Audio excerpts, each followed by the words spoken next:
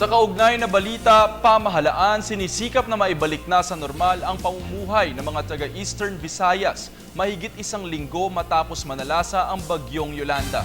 Ang ulat na yan mula kay Waywaya Macalma, live mula sa NDRRMC. Waywaya, magandang hapon sa iyo. JC, unti-unti na ngang natutugunan ng ating pamahalaan ang lahat ng pangangailangan ng ating mga kababayan dyan sa Eastern Visayas matapos nga hagupitin ng bagyong Yolanda. Ayon kay Undersecretary Eduardo Del Rosario, nabigyan na lahat ng pamahalaan ang bawat pamilya ng mga relief goods at gayon na rin ng mga gamot.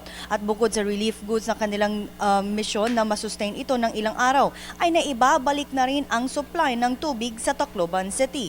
Maging ang mga bangko ay posible nang magsimula ng kanilang operasyon sa November 21. Pero ang Land Bank of the Philippines ay magbubukas na sa publiko ngayong darating na Miyerkules. Ngayong linggo, ang National Disaster Risk Reduction and Management Council ay uumpisahan na early recovery stage sa buong Samar at Leyte. Kanilang inilunsad ang Task Force Normalization na kung saan pangungunahan ito nila Tacloban Vice Governor Texon Lim at Vice Governor Carlo Loreto ng Leyte.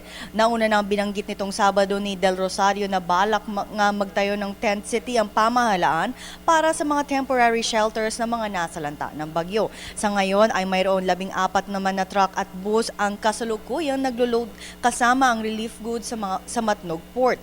Binuksan na rin sa publiko ang Bulan Port sa Sorsogon na patungon ng Samar. Ito ay para maibsan na ang traffic congestion na nararanasan sa Matnog Port. Narito po ang ilang bahagi ng pahayag ni Undersecretary Eduardo Del Rosario, ang Executive Director ng NDRRMC.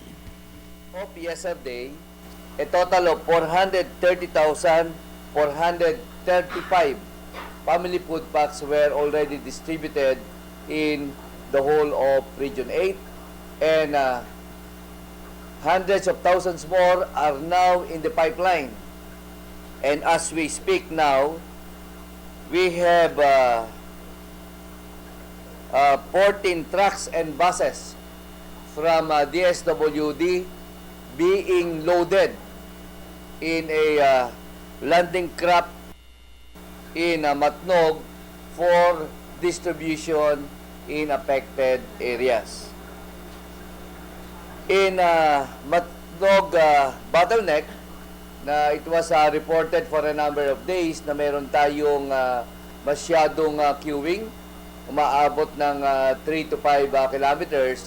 We would like to announce also that starting yesterday, from the 8 vessels na ginagamit para makapunta sa Port of Allen, it is now added with 6 more.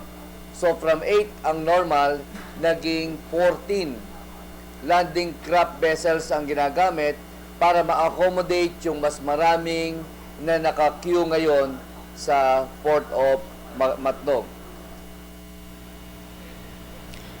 JC, ayon sa huling datos nga ng NDRRMC, umabot na sa 3,976 na katao o individual ang nasawi dahil sa bagyong Yolanda.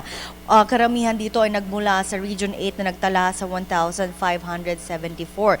Habang ang mga na-report naman ng mga sugatan ay umabot sa 18,175 at 1,598 naman ang nawawala hanggang sa ngayon. At umabot naman sa 10.3 billion pesos ang initial cost just to infrastructure at agriculture. JC, nananatili pa rin sa red alert status ang buong ahensya at ito'y dapat nga maibabanan nila 24 hours pag umalis nga ang isang bagyo sa ating Philippine Area of Responsibility. Pero dahil sa lawak nga ng pinsalang idinulot ng bagyong Yolanda ay hanggang sa ngayon ilang araw na nakalipas, halos mag-isang linggo ay nakataas pa rin sila sa red alert. At yan ang pinaka-latest dito mula sa NDRRMC. JC?